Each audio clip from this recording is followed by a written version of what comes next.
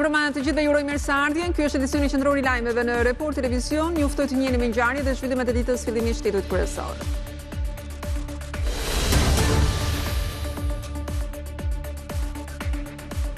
Me një rezultat të thellë, Klodian Brahu u zgjoll si drejtuesi i ri i prokurorisë së posaçme antikorrupsion. Me një karrierë 18 vjeçare, i mori votat e 7 anëtarëve të KLP-s, duke lënë pas kolegun Adnan Xholi me 3 vota.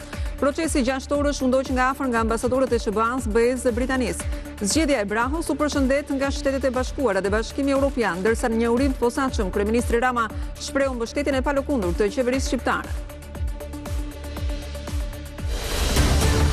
Teksa pritet miratimi në kuvent, ndërkombëtarët e shohin me shqetësim paketën ligjore që majoranca e ka paksuar me emrin paqja fiskale. Në një reagim për Report Televizion, Brukseli shpreh shqetësime për këtë projekt ligj, që sipas tij dekurajon bizneset të paguajnë taksat.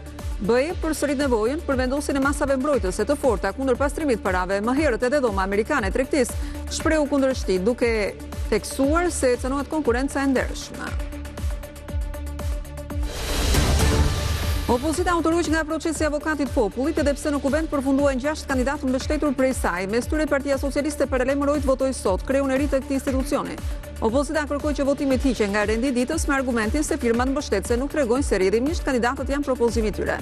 Kontestimin e kanë ndaj emrit të Endri Shabanit, të cilin parimisht e mbështetën me firmat e 35 deputetëve, por sot e quajnë të kapur nga Partia Socialiste.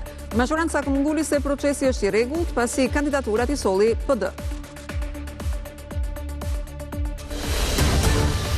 Më 11 dhjetor, ditën e themelimit të Partisë Demokratike, Silia Blu ishte veshur me një dekor të ri.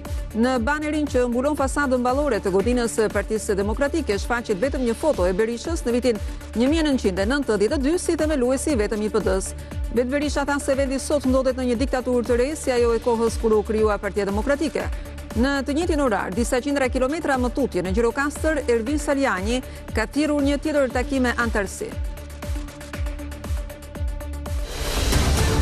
Me vendim të gjykatës së posaçme, ish-ministri i Mjedisit Lefter Koka ka fituar më në fund lirinë pas 4 vitesh në qelitë e burgut të Durrësit. Gjyqtari Bip Ndreca arriti në përfundimin se afatet e paraburgimit për inceneratorin e Fierit ishin të i kaluar. Më herët kishte fituar lirinë me kusht për inceneratorin e Elbasanit, ndërsa dënimi për atë të Tiranës po ashtu ishte shuar. Kryeministri i Bullgarisë dhe aso dorëheqjen pas protestave masive kundër korrupsionit, Rosen Zeljashkov njoftoi dorëheqjen para se parlamentit votonte një mocion mosbesimi ndaj tij. Protestat e fundit u zhvilluan kundër qeverisë, por edhe kundërritjes së çmimeve të ushqimeve dhe inflacionit në prag të hyrjes së Bullgarisë në zonën euro më 1 janar. Lara Kolturi po bën një sezon të jashtëzakonshëm në botërorin e skive në Kanada, duke u pozicionuar e dyta në renditjen botërore deri më tani. Më mirë se skiatorja e Shqipërisë është vetëm amerikanja Mikaela Shiffrin, e cila njihet si mbretëresha e këtij sporti. Slalomi është disiplina preferuar e Kulturit, por e ka penalizuar Giant Slalom.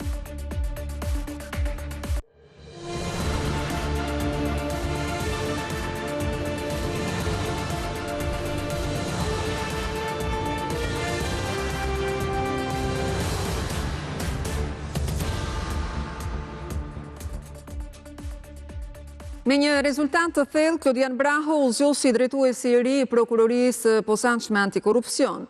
Ai mori votat e 7 anëtarëve të Këshillit të Lartë të Prokurorisë, duke lënë pas kolegun Adnan Xholi me 3 vota, Elvin Gokajn me 1 dhe Doloreza Musabelliun me asnjë vot. Procesi 6 orësh, ku 4 kandidatët shpalosën platformat e tyre, u ndoq nga afër nga ambasada e Shteteve të Bashkuara të Amerikës, Bashkimi Evropian dhe ajo e Britanisë. Ndërkohë që krye prioritet punës 3 vjeçare, Brahu shpalli antikorrupsionin. Këshilli vendosi zgjedhjen e prokuror Klodian Brahu në pozicionin e drejtuesit të prokurorisë së posaçme kundër korrupsionit dhe krimit të organizuar. 7 anëtarë të Këshillit të Lartë të Prokurorisë votuan Klodian Brahun, pasues të Altin Tumanit në krye të SPAK-ut. Prokurori, i cili prej 19 dhjetorit, kur Dumani dorëzon detyrën, do të marrë drejtimin e strukturës së posaçme antikorrupsion, mori shumicën e votave të 11 anëtarëve në një seancë të gjatë publike në Këshillin e Lartë të Prokurorisë. Pas tij 3 vota të anëtarëve, arriti të marrë Adnan Xholi dhe vetëm 1, Elvin Gokaj. Kandidatja e 4 e vetmja grua që synoi drejtimin e SPAK-ut, Doloreza Musabelliu, nuk mori besimin e asnjë antari të Këshillit të Lartë të Prokurorisë. Zoti Adnan Xholi mori 3 vota. Kandidati Dolores Musabelli mori 0 vota. Kandidati Elvin Gokaj mori 1 vot dhe kandidati Klodian Brahu mori 7 vota nga Këshilli i Lartë të Prokurorisë. Zgjedhja e kreut të ri erdhi menjëherë pasi për gati 6 orë të 4 kandidatët prezantuan platformat me prioritetet e tyre për drejtimin e prokurorisë së posaçme. Çdo çështje penale, përveç penale të korrupsionit apo krimit të organizuar, të shoqërohet me hetim financiar dhe pasuror, të ndërmerren gjitha masat e nevojshme për të pajisur hetuesit me të gjitha programet më të specializuar për kryerjen e hetimit dhe gjurmimit të pasurive. Institucioni SPAK-ut të maturohet dhe të kalojnë në atë pikën e paktyshme mbrapa. Të jetë institucioni ai që t'i imponojë njerëzve standarde. Prokurorët nuk mund të bëjnë një jetë normale si gjithë të tjerët. Ma sa shkon që edhe kur shkon në një lokal, kontrollojmë një QKB kush e ka lokalin. Antarja e Këshillit Arta Mandro u drejtoi një pyetje të njëjtë të 3 kandidatëve të tjerë se si do të vepronin nëse ajo do të kishte votuar për ta e do të kërkonte më pas një favor. Unë e vlerësoj pozitën që keni, por para ligjit e kushtetutës keni asnjë lloj pozicioni dhe do respektoni si gjithë tjerë. Shumicëve u pëlqen kafeja në SPAK, me vërtet e bëjmë të mirë kafe në SPAK, por patjetër me këto do ju respektoj. Unë do ta pres një person që cilin e njoh, por në momentin që ky person vjen dhe kërkon një favor të caktuar, ndoshta nga sot e tutje ne nuk do të jemi më kolegë apo nuk do të kemi më atë aprimitet. Kjo votë që më jepet sot nga ana juaj me kusht, unë nuk do ta pranoja. Për zgjedhja e kreut të një prej institucioneve që është vënë në qendër të vëmendjes jo vetëm të opinionit publik dhe politikës në Shqipëri, por edhe të ndërkombëtarëve, u ndoq nga afër në sallë gjatë gjithë seancës maraton nga krerët e selive diplomatike në Tiranë, SBA-t, ambasador të vendeve të BE-s dhe Britanisë së Madhe. Në fund, ishte ambasadori i Bashkimit Evropian, ai që përshëndeti zgjedhjen e Klodian Brahos. Me kërshëri përpresim bashkëpunimin me të në muajt e në vitet në vijim. Kreu i SPAK e ka mandatin 3 vjeçar pa të drejtë rizgjedhjeje. Altin Dumani, i cili pasoi Arben Krajën, të parin drejtues të strukturës së posaçme antikorrupsion, tashmë do të jetë prokuror në SPAK deri në vitin 2028, kur i përfundon mandatin 9 vjeçar. Dumani e mbylli ciklin e drejtuesit mes kërkesave të bashtueshme për t'i dhënë mundësinë e rikandidimit prokurorëve të SPAK-ut. Klodian Brahu njihet si njeriu që drejtoi sektorin antikorrupsionit në SPAK dhe prokurori dosjeve të emrave VIP.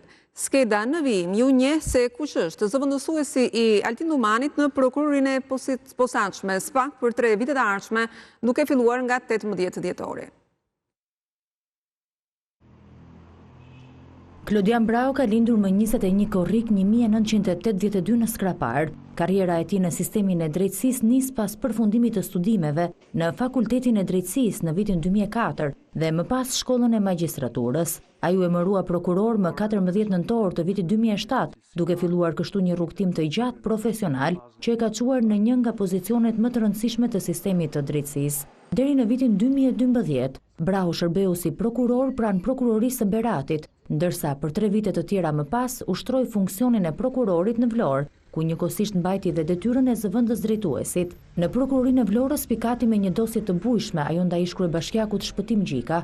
Brahu e hetoi dhe e çoi në gjyq kryebashkiakun e Vlorës për shpërdorim detyre dhe falsifikimin e dokumenteve në dhënien e lejeve të ndërtimit. Karriera e Klodian Brahos do të marrë një kthes të rëndësishme në vitin 2015 me emërimin e tij në prokurorinë e krimeve të rënda. Gjatë 4 viteve aty, një prej dosjeve më të bujshme ishte ajo për hetimin e ish prokurorit të përgjithshëm Adriatik Llalla, një ndër çështjet e para që u bën simbol për llogaridhënie në nivelet e larta të sistemit të drejtësisë. Vitet e punës te krimet e rënda dhe kalimi pa pengesa i procesit të rivlerësimit vettingut do t'i hapnin dyert e prokurorisë së posaçme kundër korrupsionit dhe krimit të organizuar, ku ai bëhet pjesë që në ditën e themelimit, 19 dhjetorin e vitit 2019, aktualisht ai mban detyrën e shefit të seksionit kundër korrupsionit, ndërsa ka fituar reputacion për profesionalizmin dhe përfshirjen e tij në disa nga hetimet më të rëndësishme të viteve të fundit. Në punën e tij si prokuror i SPAK, Brahu ka pasur në duar çështje me një ndikim të gjerë publik. Ai është prokurori që hetoi rastin e inceneratorit të Elbasanit,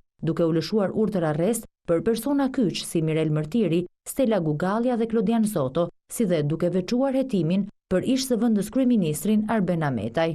Dosja e inceneratorit të Elbasanit është e vetmja që tashmë ka një vendim të formës së prerë me 9 të dënuar, mes të cilëve ish ministri i mjedisit Lefter Koka. Po ashtu, prokurori Brau ka udhëhequr hetimin e dosjes 5D, ku në gjyq përfunduan ish drejtor të Bashkisë së Tiranës. Një tjetër çështje e rëndësishme ndjekur prej tij është dosja Toyota Yaris, e cila përfshin disa fraksione hetimore dhe persona të drejtësisë. Brau është gjithashtu pjesë e grupit të prokurorëve që kanë firmosur dosjen ndaj ish-ministrit të mbrojtjes Fatmir Mediu, i cili ndodhet në proces gjyqësor për shpërdorim detyre në lidhje me masakrën e Gërtecit. Brau konsiderohet si një nga prokurorët me një eksperiencë të gjerë në hetimin e korrupsionit dhe krimit të organizuar. Kryeministri Edi Rama i ka uruar punë të mbarë kreu të ri të SPAK Lodian Braho përmes një postimi në platformën X. Kreu i qeverisë shpreh edhe një herë vullnetin e mazhorancës së tij për prokurorinë e posaçme. SPAK ka pasur ka dhe do të ketë mbështetjen e palëkundur të shumicës son qeverisëse për të përmbushur në pavarësi dhe kushte optimale misionin e vet. Shkrua në Rama teksa vlerëson Altin Dumanin për arritjet e pamohueshme të SPAK-ut në 3 vitet e drejtimit të tij. Vlerësime për Dumanin u dhanë edhe nga presidenti i Republikës Bajram Bega, i cili uroi pasardhësin e tij Lodian Braho, duke cilësuar drejtimin e SPAK-ut si një përgjegjësi të lartë dhe njëkohësisht një mundësi për të forcuar besimin e qytetarëve tek drejtësia. Fjalë të jashtëzakonshme ka dhënë edhe ambasada e SBA-s për Dumanin, që përgëzojnë atë dhe që e quajnë një shërbim i pashembullt si kryeprokurori SPAK. Integriteti dhe guximi i tij në mbajtjen e kriminalëve përgjegjës kanë forcuar bashkëpunimin mes Shteteve të Bashkuara dhe Shqipërisë, duke na bërë më të sigurt nga kërcënimi i krimit ndërkombëtar dhe trafiku të drogës, thuhet në postimin e ambasadës amerikane, që nënvizon se predvijoi partneritetin me kryeprokurorin e ri të posaçëm Lodian Braho.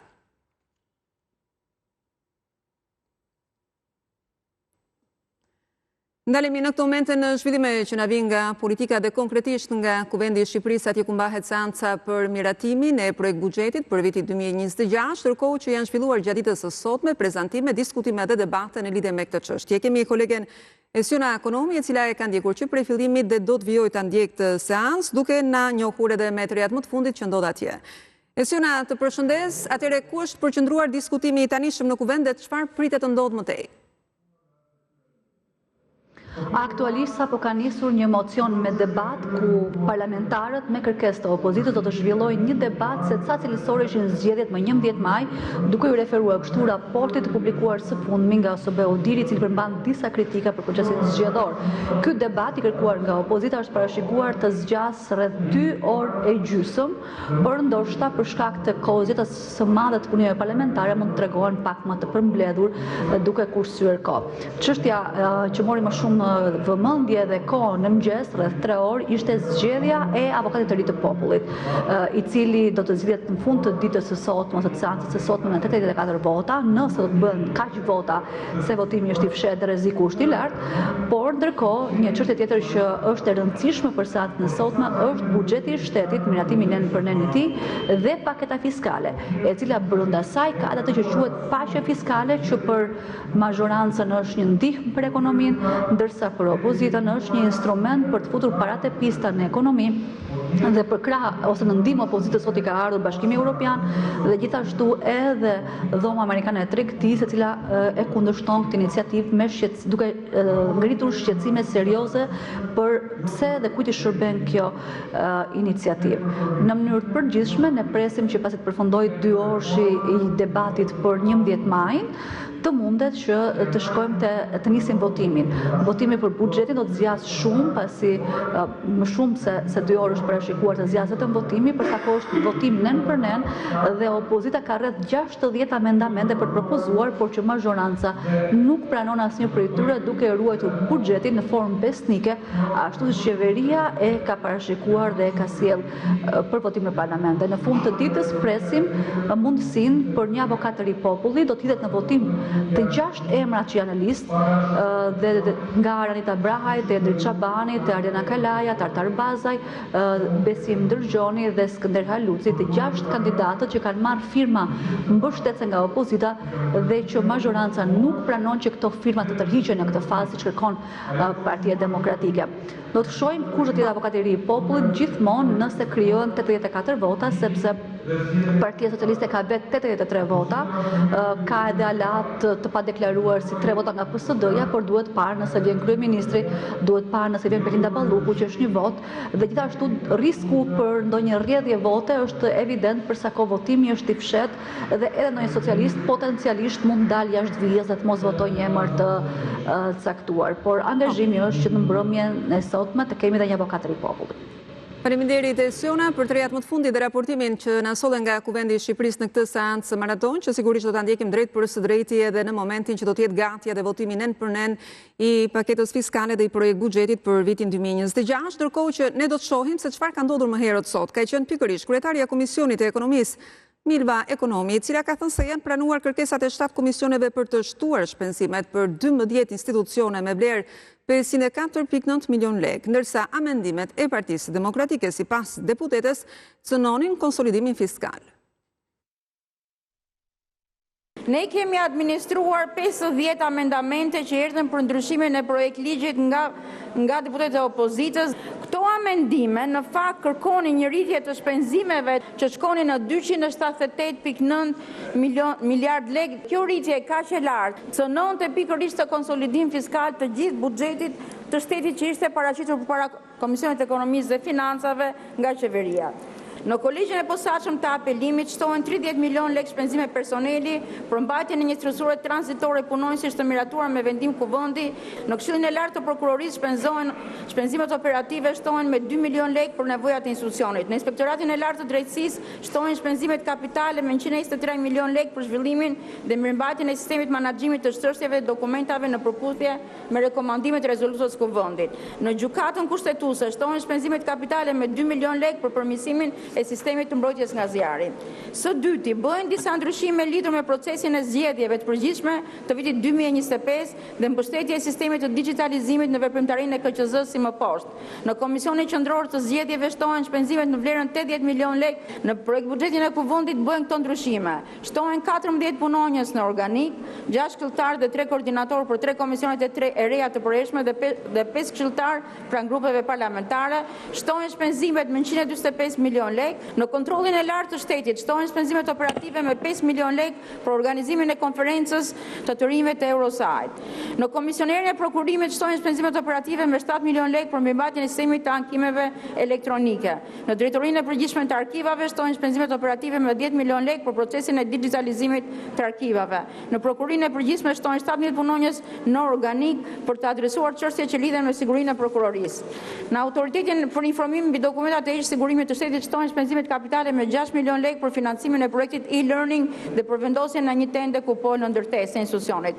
Në Institutin e Statistikave shtohen shpenzimet kapitale me 36.9 milion lekë për realizimin e sensusit të bujqësisë. Në Komitetin Shtetëror të Kulteve Fetare shtohen shpenzimet operative me 60 milion lekë për të kompensuar pagat e mësuesve dhe aktivitetin e tyre. E teksa pritet miratimin e Kuvendit në Shqipërisë, ndërkombëtarët e shohin me shqetësim paketën ligjore që majoranca e ka pakzuar me emrin paqja fiskale. Në një reagim për Report Televizion, Komisioni Evropian shpreh shqetësime serioze që lidhen me dekurajimin e pajtueshmërisë tatimore. BE përsërit edhe një herë nevojën për vendosjen e masave mbrojtëse të forta kundër pastrimit parave në propozimin, ndërkohë që vazhdon të angazhohet në reduktimin e numrit madh të përjashtimeve tatimore. Këtë shqetësim Brukseli ja ka paraqitur palës shqiptare që përpara 2 javësh. Më herët edhe Dhoma Amerikane e Tregtisë shprehu kundërshtim të saj pasi teksti propozuar paraqet një sër problematikash me ndikim të gjerë juridik, ekonomik dhe të qeverisjes fiskale. Teksa kërkon rishikim të plotë, Dhoma Amerikane vë në dukje probleme si rreziku për cënimin e konkurrencës së ndershme, mundësitë reale që krijohen për legalizimin e kapitalit me origjinë të dyshimt e të tjerë.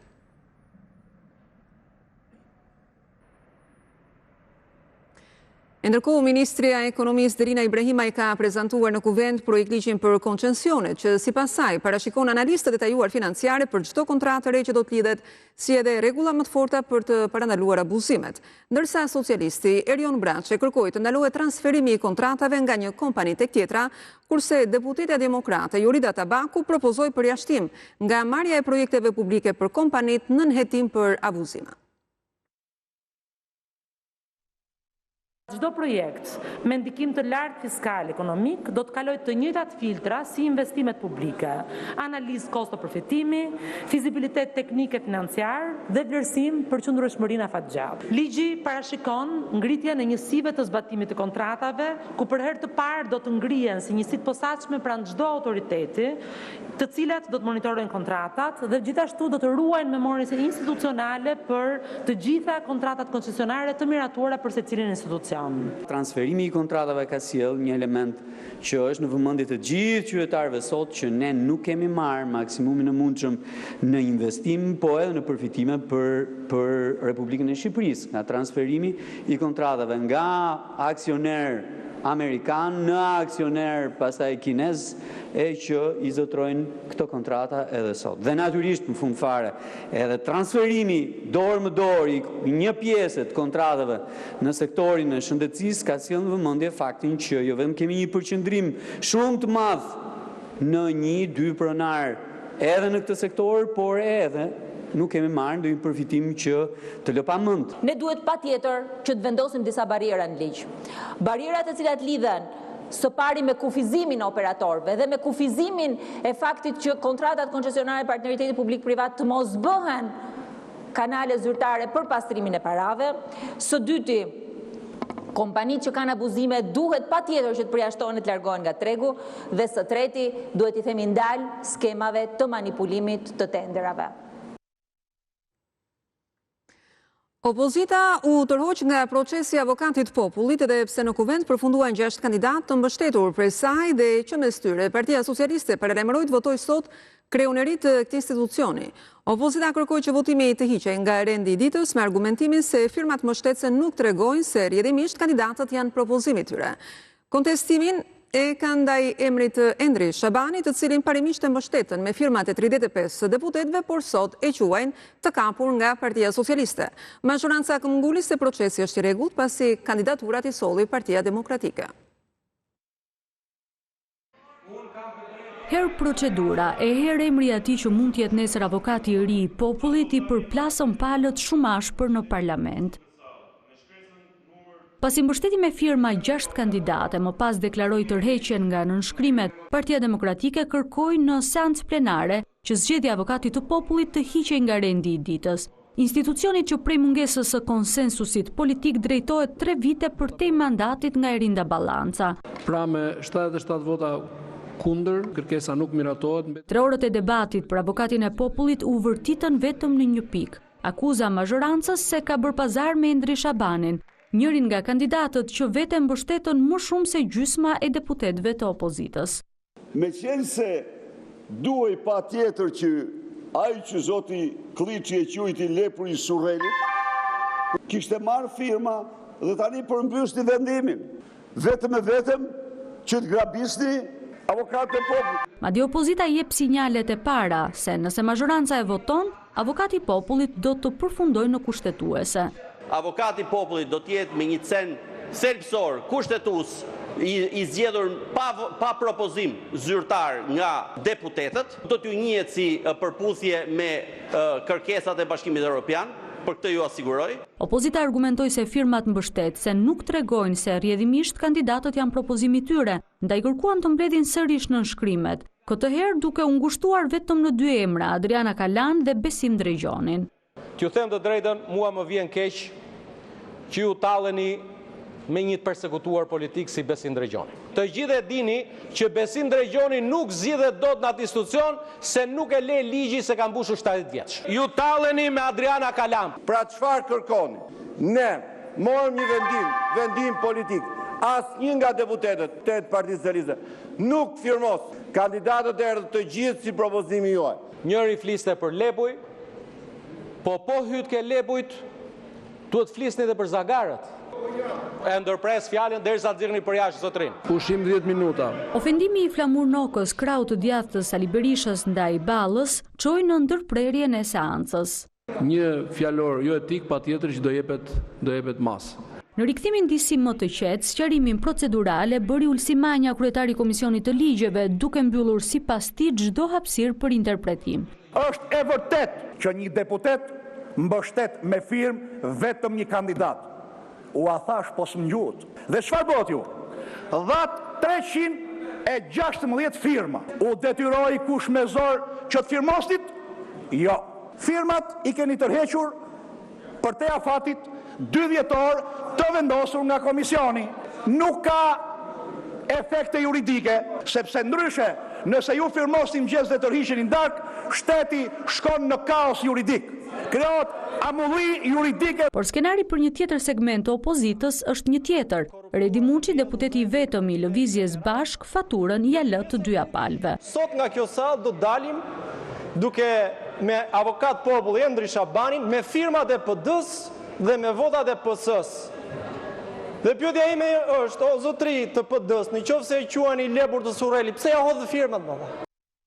Shqipëria ka bërë një transformim rrënjësor në prokurimet publike, deklaroi këtë të njëjtë kryeministri Edi Rama. Në ceremoninë e 30 vjetorit të krijimit të Agjencisë së Prokurimit Publik, ai tha se implementimi i inteligjencës artificiale do ta forcojë edhe më shumë transparencën me publikun.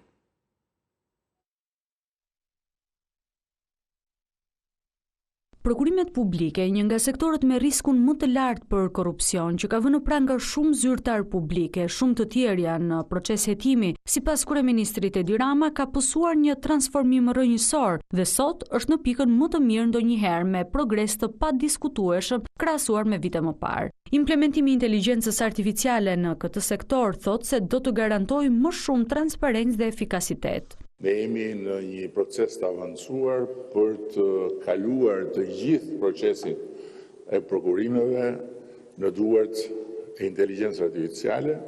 Diella nuk do të veprojë në mënyrë totalisht të pavarur nga sytë e të gjithë aktorëve të interesuar, por do të jetë në çdo hap e auditueshme nga çdo aktor i interesuar.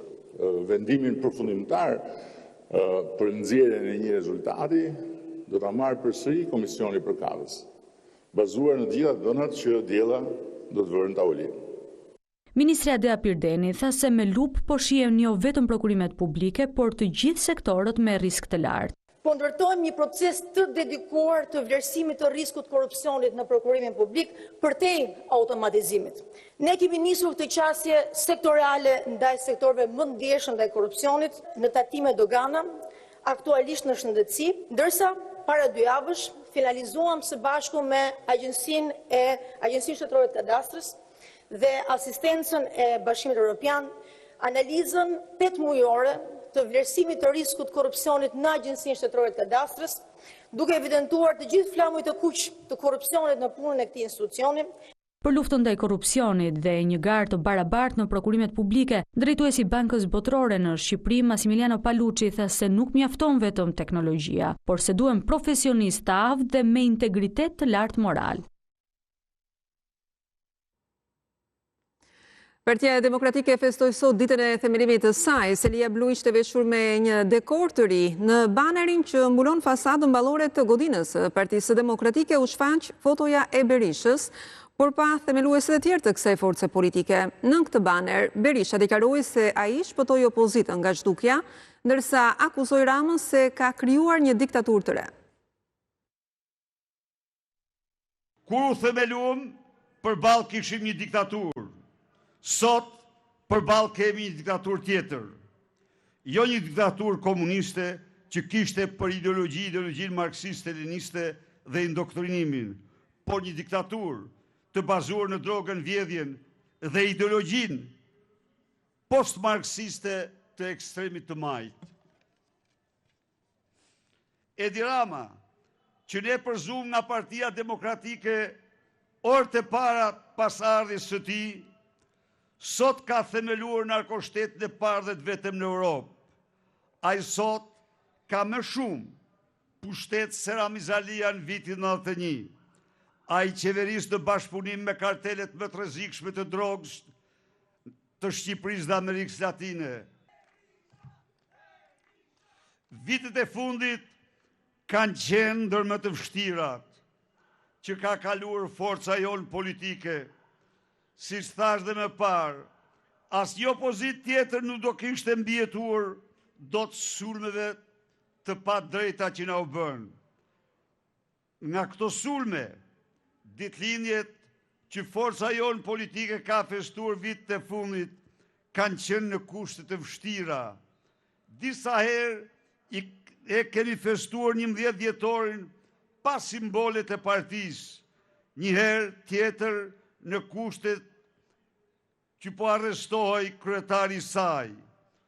Por pas këtyre viteve të vështira, më duhet të them se para nesh, ky përjetor i themelimit të Partisë Demokratike është më i veçanti i 4 viteve të fundit për çdo demokrat.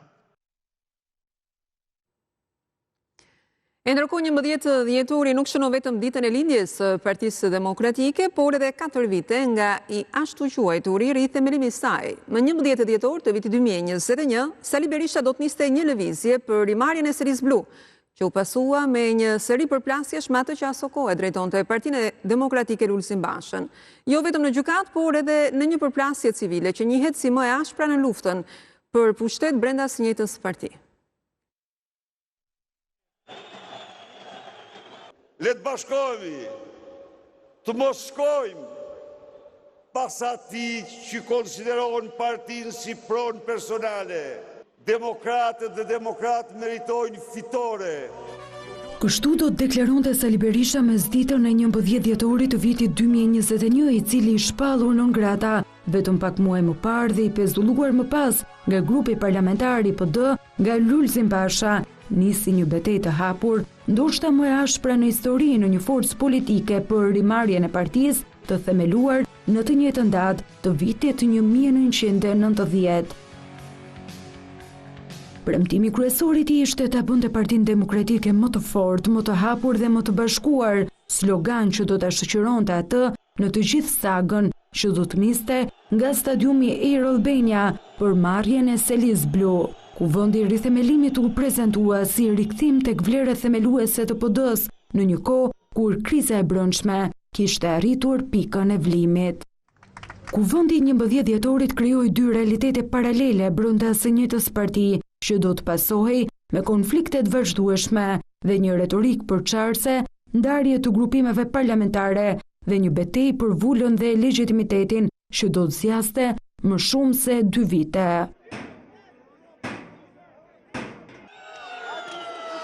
Një situatë ndere e cila kulmoi me përplasjen e dhunshme të 8 janarit 2022 në selinë e PD-s. Berisha udhëhoqi rrethimin dhe sulmin ndaj Bashës dhe mbështetësve të tij të ngujuar në zyrat e partisë.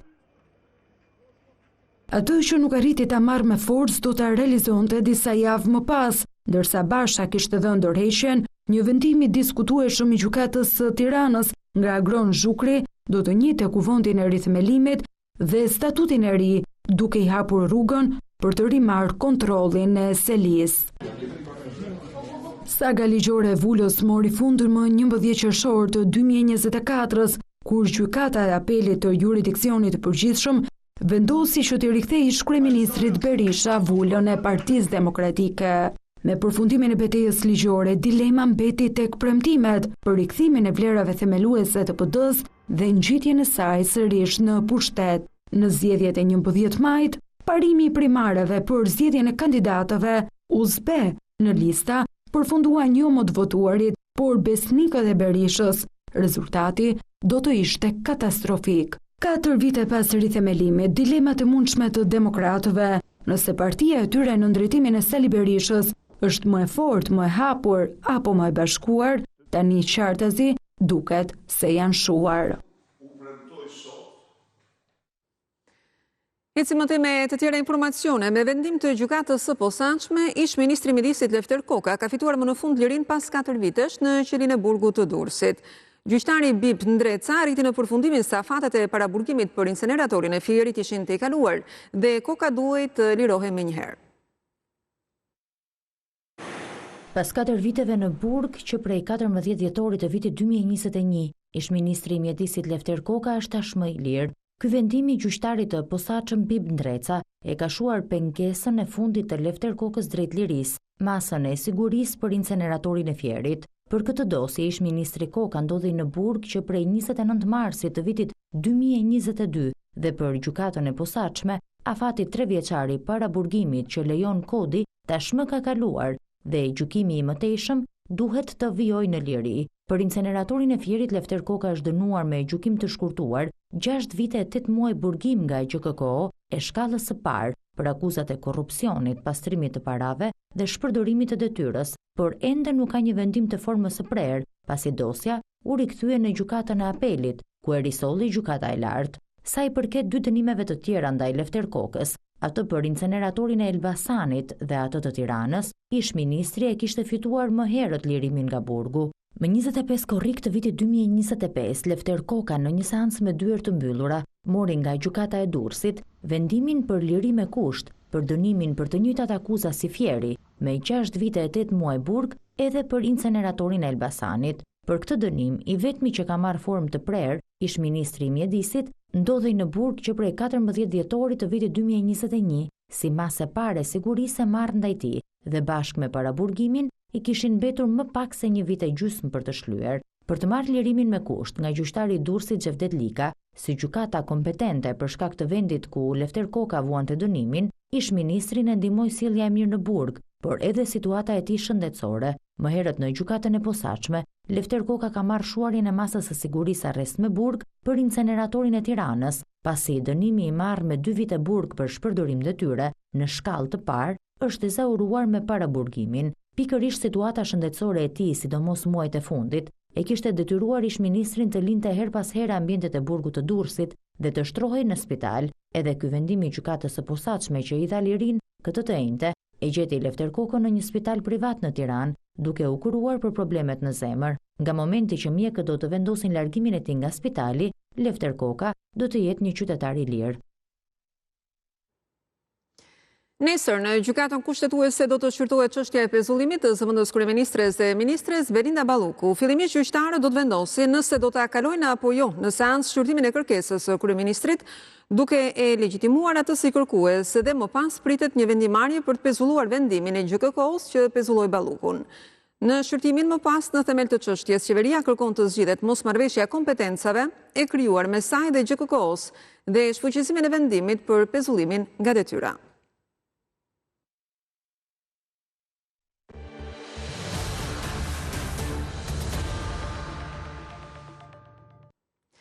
Pas arrestimit pak ditë më parë në Greqi të 4 shqiptarëve të dyshuar si vrasës me pagesë, policia e shtetit ka zhvilluar sot kontrolle në banesat e tyre në Shqipëri.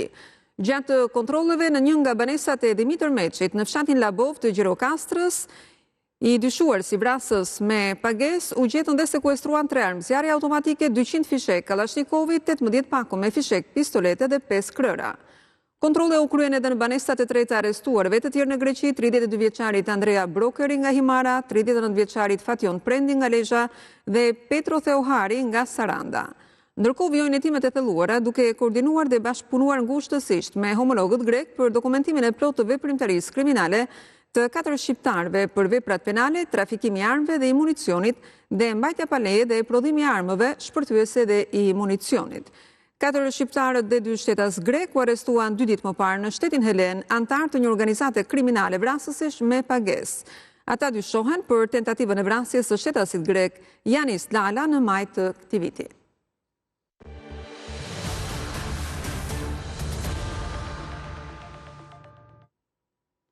Në Kuvend, deputetja Ina Zhupa kërkoi transparencë për projektin që do të transformojë qendrën historike të Durrësit. Ajo tha se po shkatrohet trashëgimia e qytetit dhe se prishja e banesave bëhet me selektim. Ndaj kërkoi që qeveria të tërhiqet nga ky projekt. Por Ministri i Kulturës, Blendi Gonxhe, tha se ky është një projekt që sjell më shumë ekonomi dhe turizëm dhe se asnjë objekt historik nuk cënohet. Që është projekti i fshehur në emrin për përmirësimin e turizmit të Durrësit dhe në fakt është një projekt për shkatrimin e trashëgimisë së Durrësit. Banesat e qytetarëve të cilët nuk janë prekur dhe janë banesa historike që kanë edhe tabela jashtë tyre si more historike të shkatrohen. Kjo të shkatrohet, ndërkohë që të ndërtohet një pallat ngjitur me të pakaluar 50 metra. Pse keni zgjedhur të jeni pushtues? Çfarë njohje keni bërë me zonën dhe si e keni bërë projektin? Dhe si keni zgjedhur kush do të ishin kriteret për banesat që duheshin prishur? Qëllimi kryesor i projektit është restaurimi dhe rikualifikimi urban i zonës së ardhshme të Durrës, e cila ndodhet brenda zonës arkeologjike e hap, përmes konservimit dhe rehabilitimit të shtëpive tradicionale, shesheve, objekteve, rrugëve, shtigjeve, së bashku me rimobilimin urban e rekreativ brenda tërë ansamblit. Amfiteatri antik integrohet në parkun arkeologjik Tit, duke krijuar shërbime për vizitorët, një oazë të mirë administruar dhe të mirë promovuar për çdo lloj syri dhe vizite. Puna është thjeshtësisht e ilustrueshme e ndryshimeve që do të bëhen në objekte të cilat edhe pse janë në gjendje mjaft të degraduar, është bërë maksimumi që të mbeten, të ruhen, të rindërtohen, të përforcohen dhe të restaurohen me të gjitha standardet më të mira të mundshme. Kjo është zona e amfiteatrit dhe këtu një pamje e projektit në përgjithësi, të gjitha ndërhyrjet synojnë shërimin e zonës dhe në thelb do të sjellin shumë më tepër turizëm dhe ekonomi. Abbas Hoxha ishte ndër 22 personalitetet që u nderuan me titullin Urdhri i Skënderbeut. Ai është një nga themeluesit e kinematografisë shqiptare, studiuesi dhe historiani i parë i saj, dhe po ashtu edhe i pari që ishte arsimuar në këtë fushë.